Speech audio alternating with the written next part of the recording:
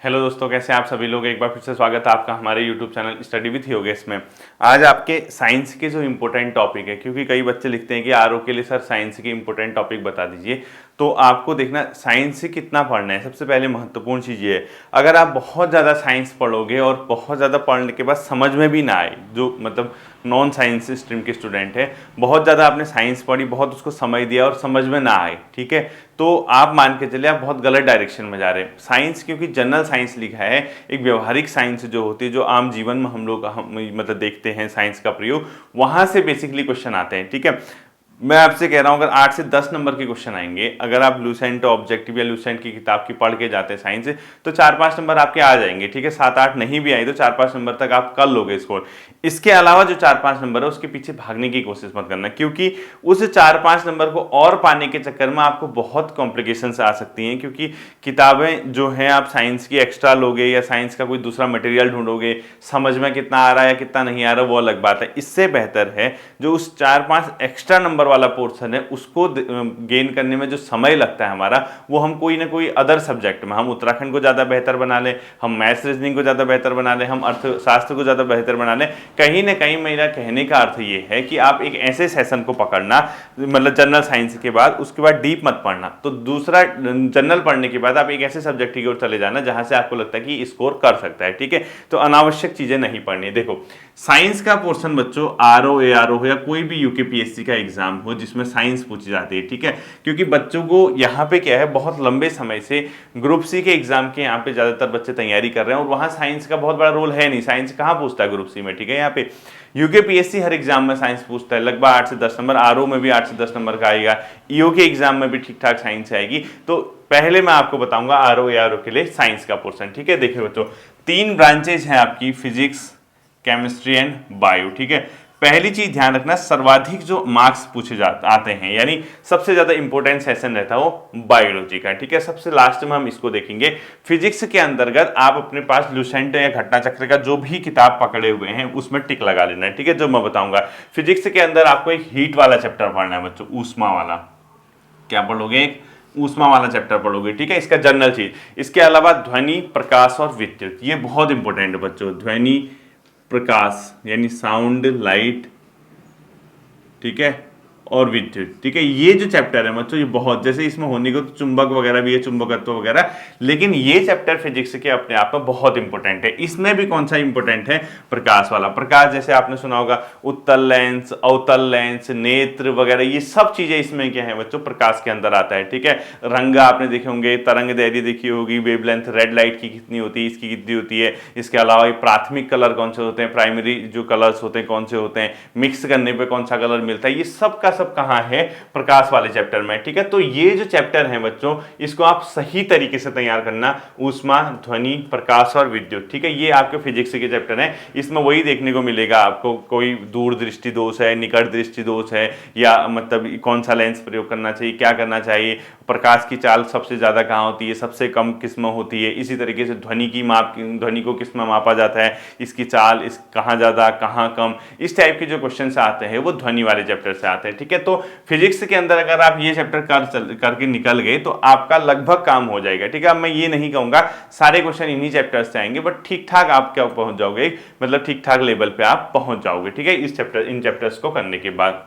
इसके बाद आता है बच्चों केमिस्ट्री। केमिस्ट्री के अंदर आपका धातु व उनके यौगिक सबसे इंपॉर्टेंट चैप्टर है, जो मेटल वगैरह, सबसे हल्की, सबसे धातु व उनके यौगिक, ठीक है, कंपोनेंट्स। इसके अलावा बच्चों अधातु व उनके यौगिक, नॉन मेटल, अधातु व उनके यौगिक, ठीक है।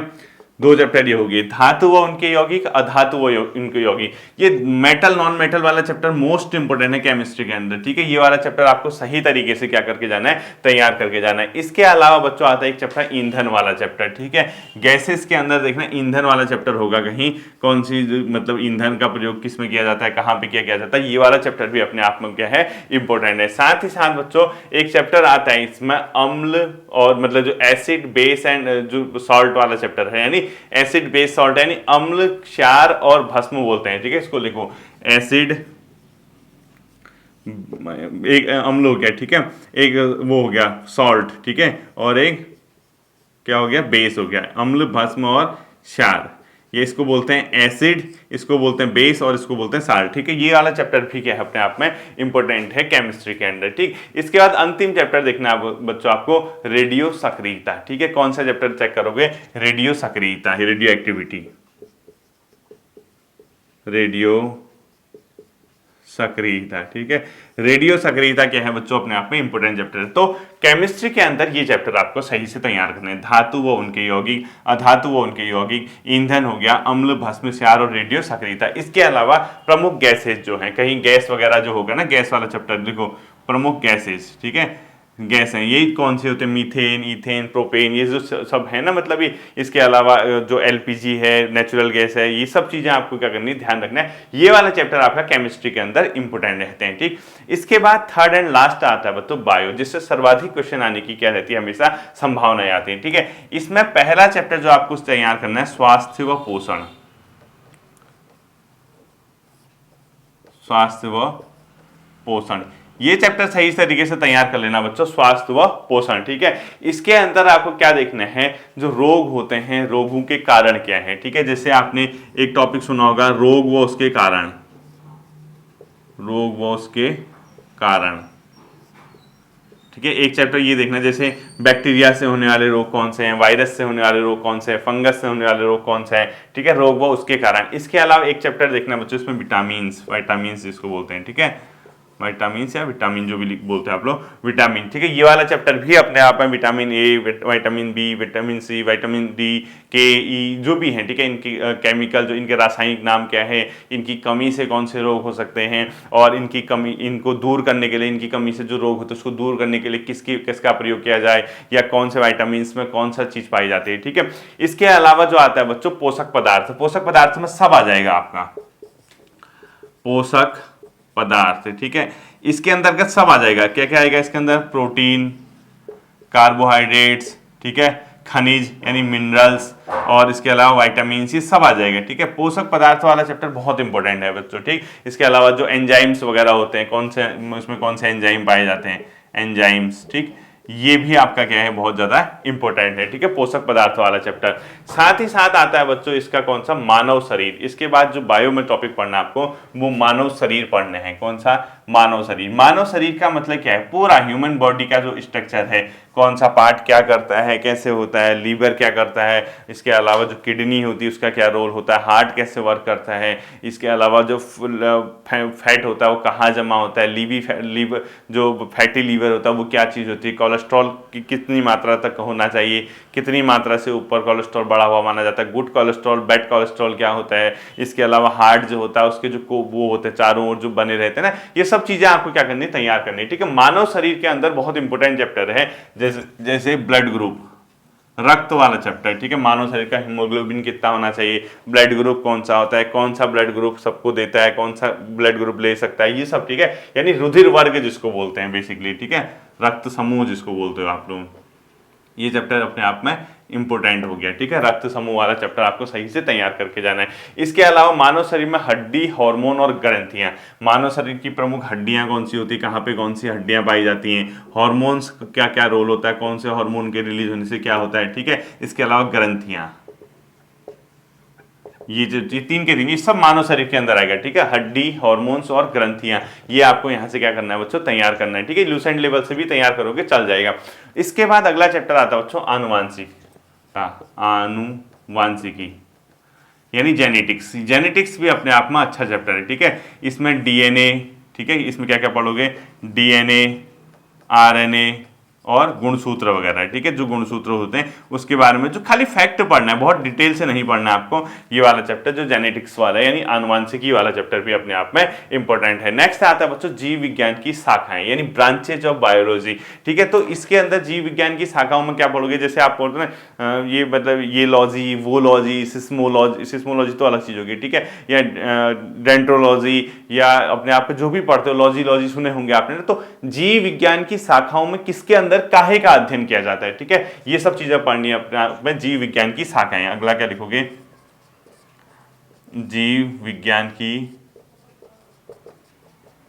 शाखाएं, ये चैप्टर भी अपने आप में क्या है, इंपॉर्टेंट है। ठीक है, तो जीव विज्ञान की शाखाओं में किसके अंदर क्या पढ़ना है, आपको इस चीज को सही से तैयार करना है। यानी जीव विज्ञान की कौन सी शाखा का क्या प्रयोग होता है, किस में किस चीज का अध्ययन किया जाता है, ये वाला चैप्टर क्या रहेगा आपका, इंपॉर्टेंट रहेगा। ठीक है, इसके अलावा आता है बच्चों आपका पादप रोग। ये बहुत ज्यादा इंपॉर्टेंट तो नहीं कह सकता हूं मैं, लेकिन फिर भी हल्का फुल्का देख के जाना। कभी कभी पूछ जाता है ना, पादप में ये वाला रोग किस पौधे में पाया जाता है करके, इस टाइप से कभी कभी क्वेश्चन आ सकता है। ठीक है, पादप रोग भी आपको देख के जाना है। अगला आता है बच्चों इसमें जैसे पौधों के कुल, बड़ा पौधा, छोटा पौधा, कौन से पौधे में क्या पाया जाता है, यानी इसको बोलते हैं आवर्त बीजियों का वर्गीकीय। जो आवर्त बीजी होते हैं उनका वर्गीकीय। ठीक है, लिखो आवर्त बीजियों का